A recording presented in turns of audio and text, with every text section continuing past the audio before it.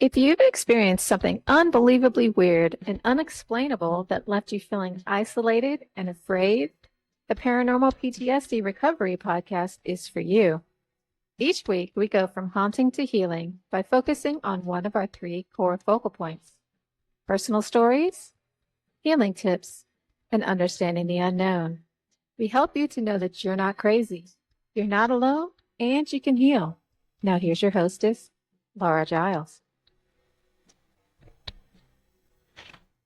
Kim Chesney is a writer, author, and intuition coach, as well as the author of the Illumination Code.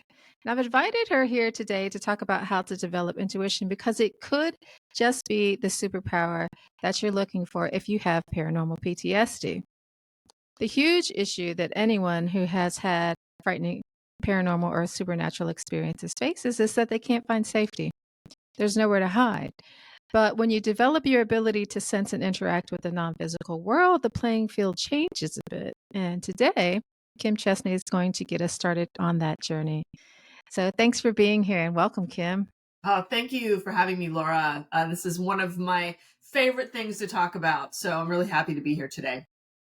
So Kim, can we get started by getting to know you a little bit and hearing about the most amazing thing that happened in your life? Oh, wow. The most one. There's just like, how do I get the the number one? Well, we're going to go straight to that. It was a paranormal experience that I had when I woke up one night and I saw an energetic being above my bed when I was 23 years old at the hour of my birth, which was also Halloween. Oh, wow. Wow. Yeah, That's pretty so it was crazy. amazing and shocking, and then a sort of mental breakdown ensued. But here I am now, so I've got a handle on it after time. Yeah. Okay. And what led you to writing your book, The Illumination Code?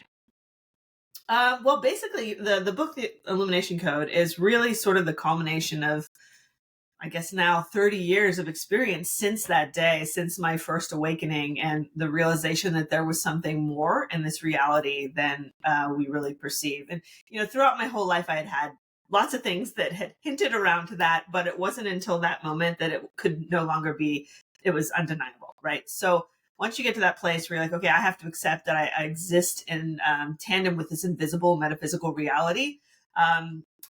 My sort of quest began with trying to understand how to interface with that reality, what that reality was, what was happening to me. And to your point, is finding a safe space.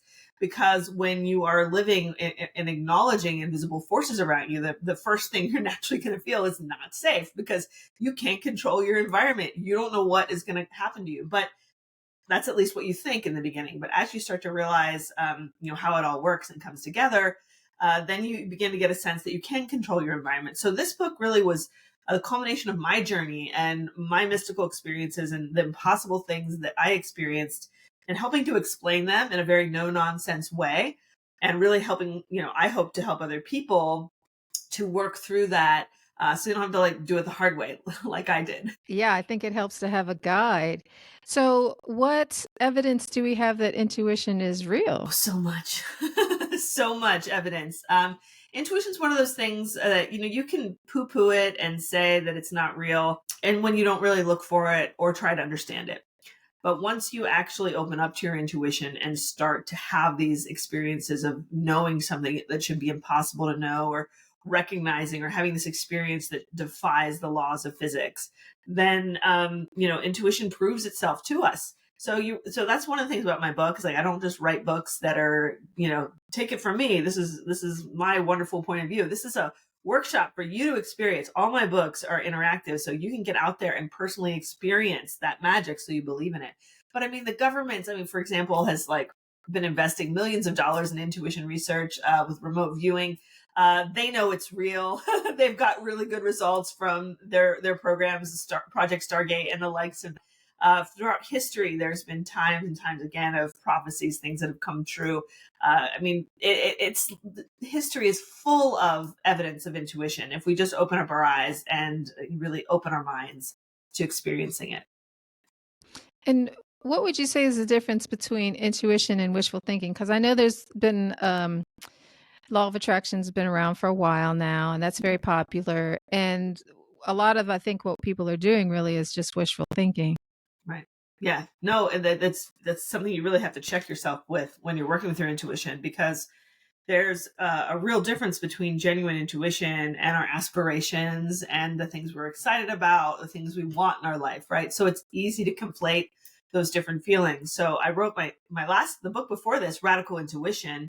I wrote specifically to unpack all that. Like, what is intuition really? How do we experience it? How do we know the difference between it and the other voices in our head? So, I mean, looking at that, recognizing that we do have that one true voice, our true north, but we also have a lot of other voices in our head, our inner critic, we have our like inner motivator. There's so many different things, our conditioning, society, so much stuff in there we have to filter through to find that intuition. So our intuition is not going to tell us what we want to hear, but our intuition is going to tell us what we need to hear, that best path forward.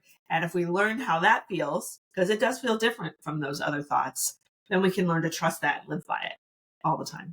Is this hard to learn?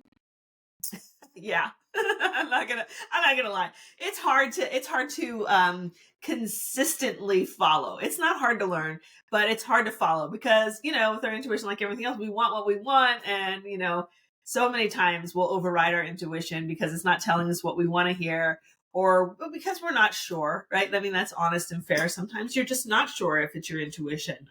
But the good news is it gets easier the more you practice it and the more you do it. So really, the guidelines for working with your intuition, understanding your intuition, are very simple. Your intuition is that still calm knowing that comes within and guides you. It's comes from a place of peace and power. It's not something that's a fear or an emotion or something that gets you off your center, and it's not being in your head and being overcritical. It's sort of that knowing feeling that you get from within when you're aligned with your highest and best purpose. So when you learn to like hone in on that and know what it feels like, it's as simple as learning to trust that and follow it.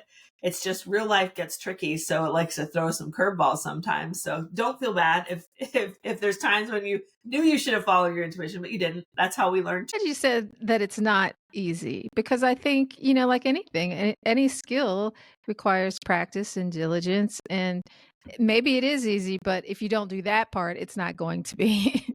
Exactly. That's such a great point, because I always say intuition is just like it's like learning to play the piano or ride a bike.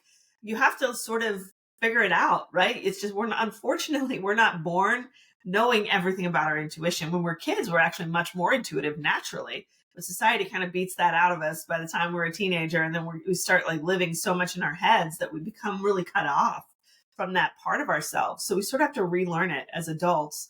And it just takes time and practice, just tuning into it, listening it. The more you do it, the more energy you give it, the stronger it becomes. And the more that you start doing that, the magic starts happening, and it's a lot of fun. Can you say more about how we lose it? Because I too believe that we're all born psychic or intuitive, and maybe we don't know, maybe it wasn't reinforced or something happens. I think it's more about us losing that than us not having it.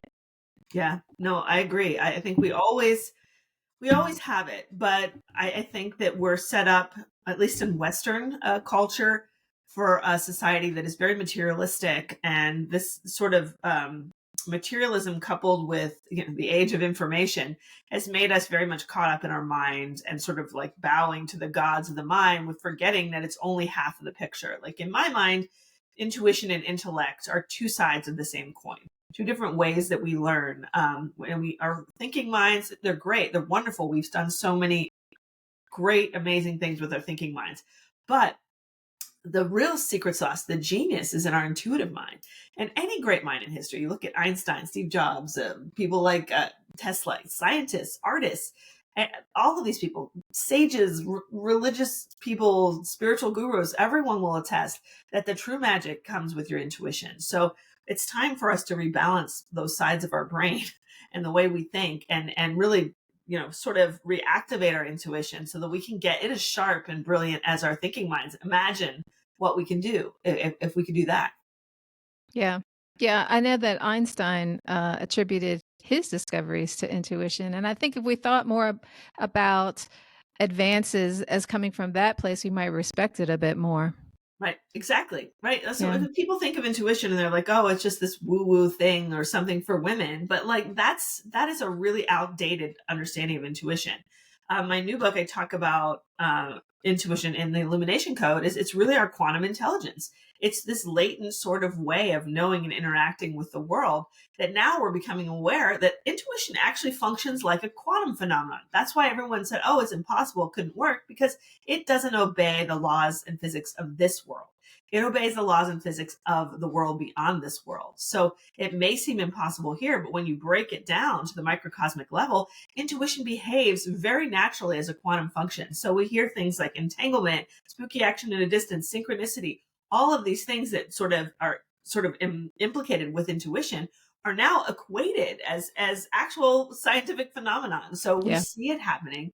And now really part of my job has been going around just shouting from the rooftops, raising awareness of intuition as this natural quantum ability of our minds. Our minds might be a type of quantum computer for all we know, with the way that our brains are designed. So it's really the future for me. Learning our intuition is something we all need to do. It connects us with our humanity. It helps us to innovate and grow and change and make the world a better place, and also to live happier lives. So it's all good stuff on the other side of our intuition. Yeah. And downloads are something that's a hot topic in spiritual groups now too. And you talk about this in your book, 4 different types. Can you share what those are?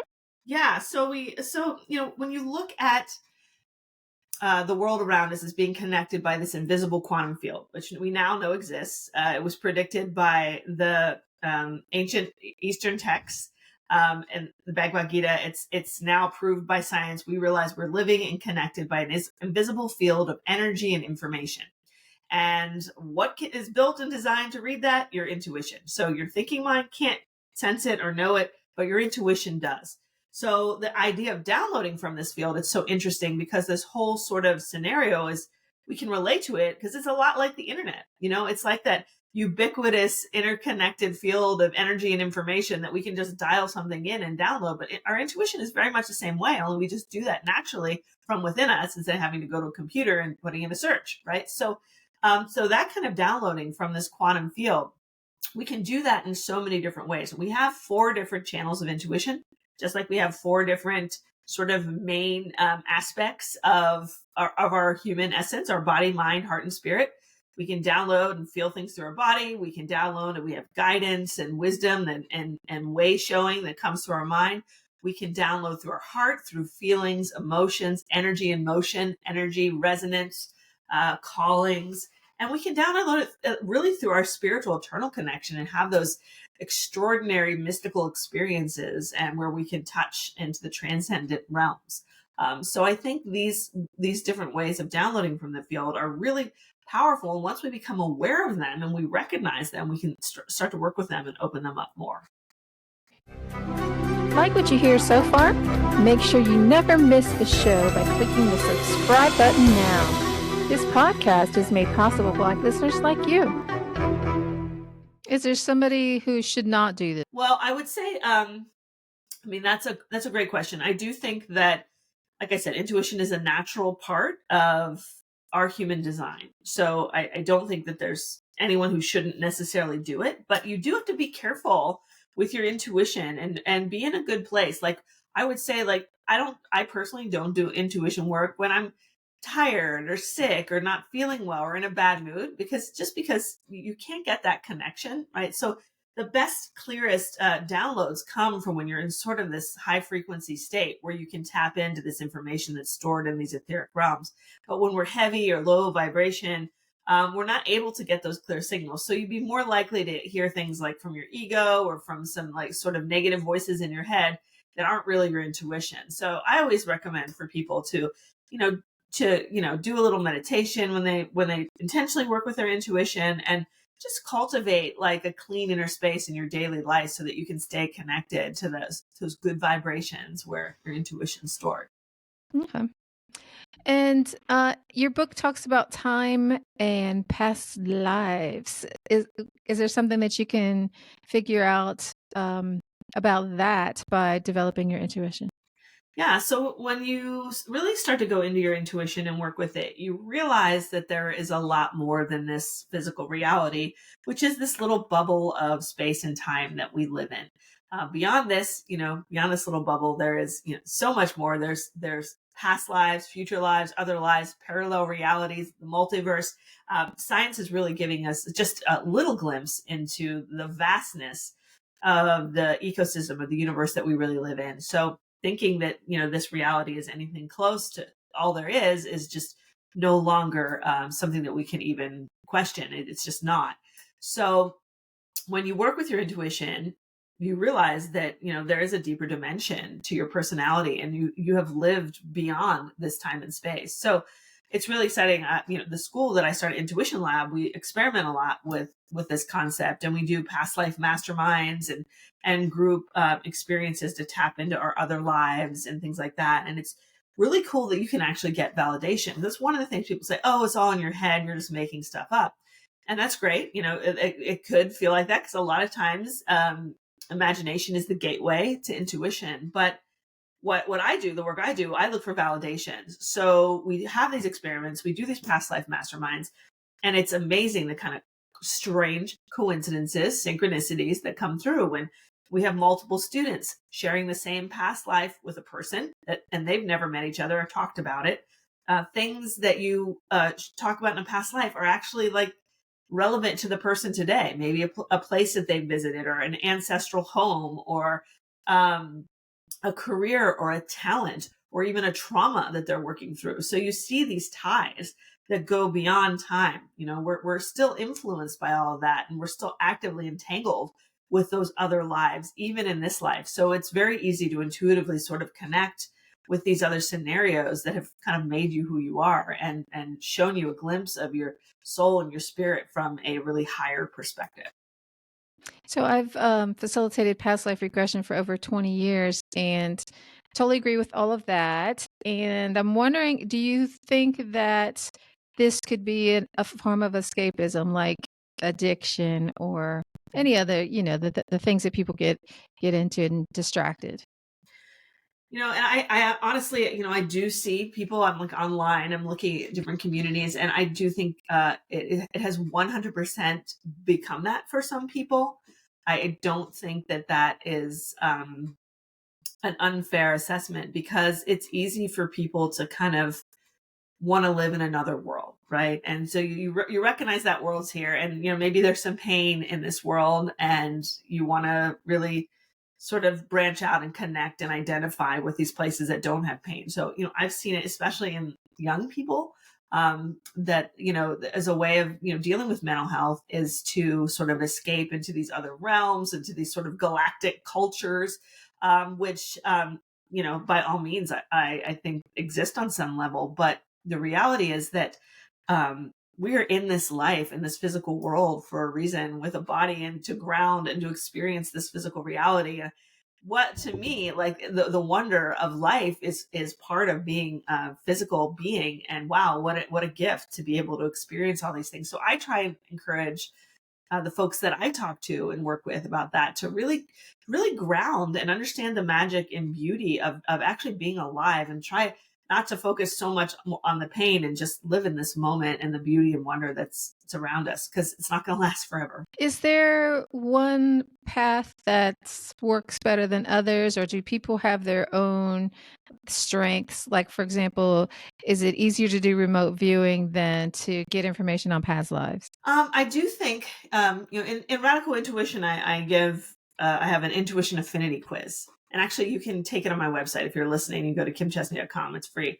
And it'll kind of tell you what your intuitive type is. And we kind of figured out that, based on this sort of Jungian archetype of the human design being body, mind, heart, and spirit, we do have different affinities. So some people are really good with listening to their bodies with their intuition, their feelers, their healers is sort of their archetype.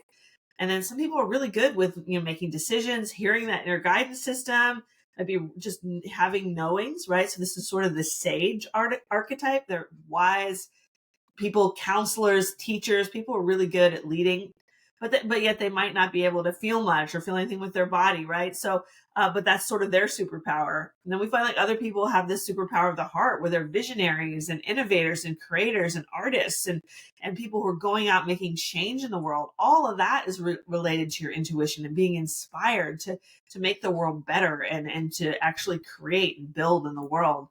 And then that's the archetype of the visionary and the creator. And then the fourth archetype is the mystic.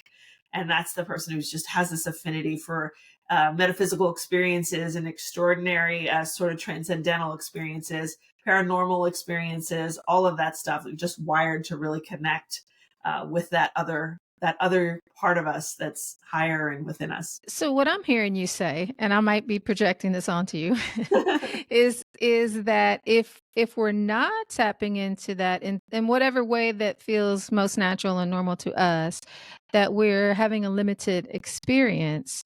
And if somebody is not engaging in this, then how important does it become for those of us who are to do that in an ethical way? So, can you clarify what you mean by ethical? Because I love talking about ethics.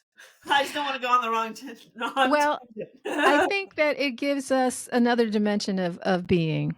Mhm. And when you're talking about power, that gives you power over people who are not doing that or can't access that. So I think there's some responsibility that always goes along with power. Yes, 100%. And I think power is part of the reason why um, we have been selectively conditioned out of our intuition. I think that it's not an accident that we don't teach intuition in schools or that we're taught that intuition doesn't exist because it gives us power. And I have been saying this, I've been shouting this from the rooftops for as long as I can remember. And intuition is the greatest power. And not just because, oh, I can like psychically know things about you, right? Like not that kind of power, but it's power because it connects us to our real self Yeah. and that real power from within us and that guide and that knowingness. So yes, power is a very important conversation with intuition. And, even, you have to ask yourself, how are we going to use this power? And so it's a big question for the future. Think about what will we live in a world if everyone used their intuition? What would that world actually look like? If you unpack that far enough, it adds up to a world where there's no lies and no secrets. Can you imagine a world with no lies or secrets? I mean, it's really hard to imagine a world with no lies and no secrets. Like governments with no lies and no secrets. Like as long as we're us and them, there's gonna be a barrier with our intuition until we can all get on the same page and work together and share and see our commonality instead of our differences. Like it's going to be a hurdle, but I mean, this is what our intuition is asking us to do, to be authentic, right? To be 100% authentic. I'm the same person with everyone around me, right? I'm not saying I am, but that's my goal, right? I'd like to be, but like we want to be the same person with everyone, right? That's authenticity. So I don't need to lie. I don't need to put on airs. I don't need to pretend, right? I'm true to myself and I'm living my truth. And if we all did that, then we wouldn't have a need for lies. We wouldn't have a need for secrecy and manipulation and all of the things that we can do as human beings when we don't know everything. Right. So I'll never forget after my first book, The Psychic Workshop, came out in 2004. And everybody I work in tech, and everybody in my job were like so freaked out. They're like, I don't walk by you in the hallway and I'm thinking you're reading my mind. I was like, no, like it's not like that, right? Like I have better things to do than to like psychically read strangers' minds, right? It's one of those things where, it's not about that sort of external use of it. It's about the internal use. You want to use it to guide your own path and to help do good things in the world. So yeah, we have to check in with ourselves and make sure that we are wielding our power for good. I would imagine too that it has a lot of implications for love and right and wrong and religion. Has developing your intuition impacted your life in that way at all? Yeah, I mean, so after my big experience when I was 23 on my birthday, and I had that vision, and it had been preceded by some other things too, but that was sort of like the crescendo. And I needed to like I needed to know, like what is going what is going on here. So I went everywhere for answers. I went to like hypnotists. I was hypnotized. I went to like tons of churches. I went to psychic development school. I did it all. And one of the things I actually did during that time was I actually converted to Catholicism. I was not raised in a religious anything. I was raised sort of non-denominational, and I found real support and truth in the path of the mystics. the Christian mystics, Saint Teresa of Avila, Saint Thomas Aquinas, Saint John of the Cross. All of these people had these powerful mystical experiences, and I felt this room uh, in that spiritual religious tradition for the supernatural, right? And it's not often talked about or presented that way, but when you get back, really to like original Christianity, there's so many supernatural things that are happening. I was like, okay, so this is the world I live in. I can get on board with that. But it's the same thing, with Eastern religion is so spiritual, and recognizing, I think that the Mahabharata and the Bhagavad Gita and those stories are some of the most really the source stories of wisdom that we came in with, and that now we're just rediscovering through science that, hey, that wasn't all made up stuff. Like they knew this. There was something going on back then where they were able to be imparted with this really great wisdom and understanding of the world. So I think each of us has their own sort of path where they can find and be seen, right? Like wherever you can be seen for your experiences, and let them sort of drip into your personality and accept them as part of who you are. Whatever path that is the right path for you. Okay. And in the Bible, there's lots of examples of miracles. And would you say that we still live in that world today where miracles happen? I do, right? I do. I think, but we totally debunk them. I think they happen, but people just, we are so materialistic that we just don't want to believe that these things are possible.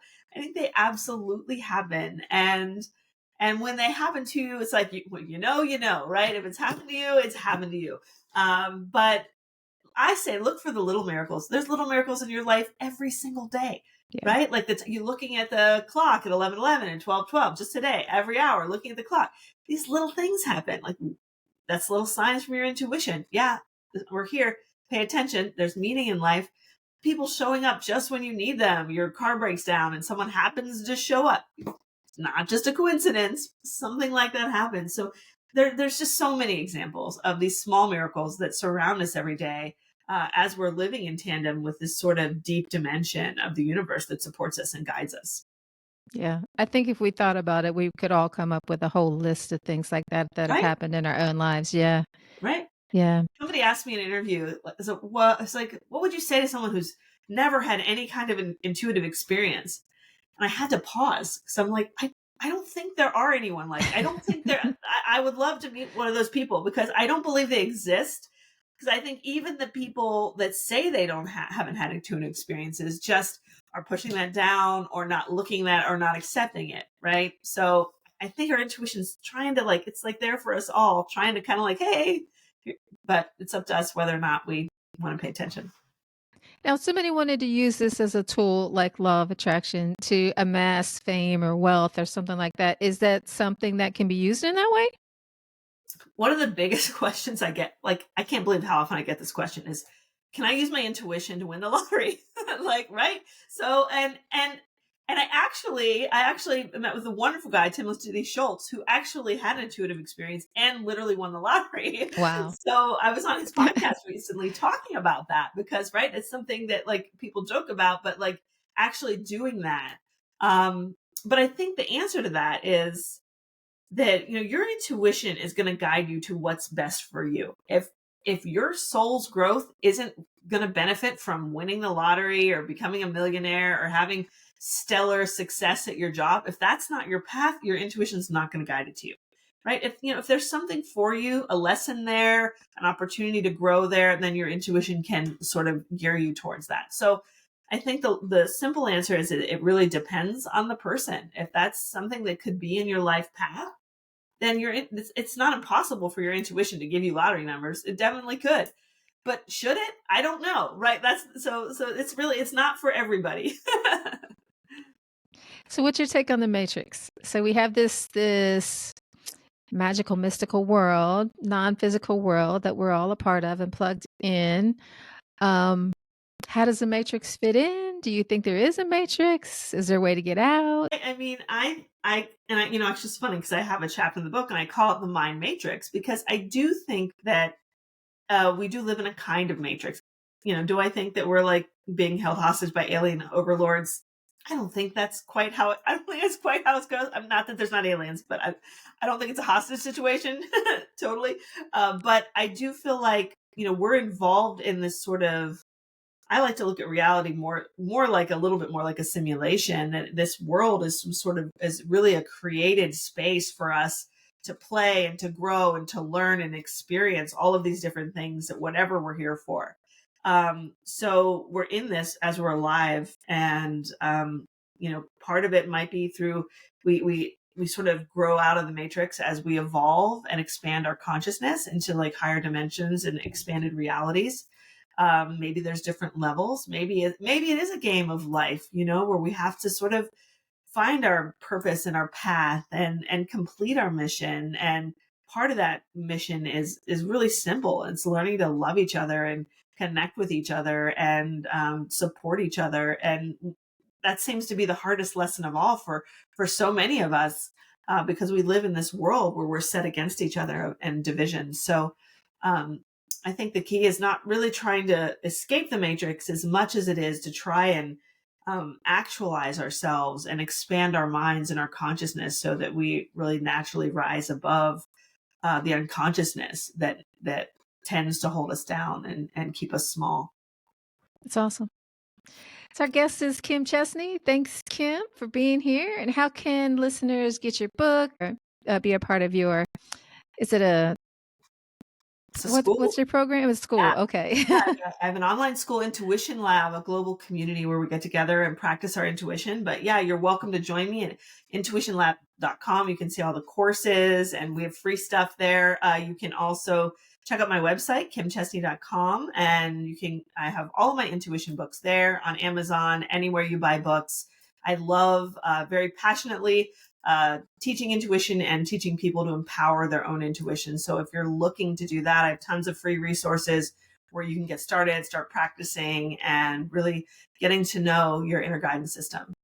Yeah, I think that's a super important part of life as well. So I appreciate you being here and sharing everything with us. And thanks everybody for listening. And be sure to subscribe so you don't miss the next episode. Thanks so much. Ciao.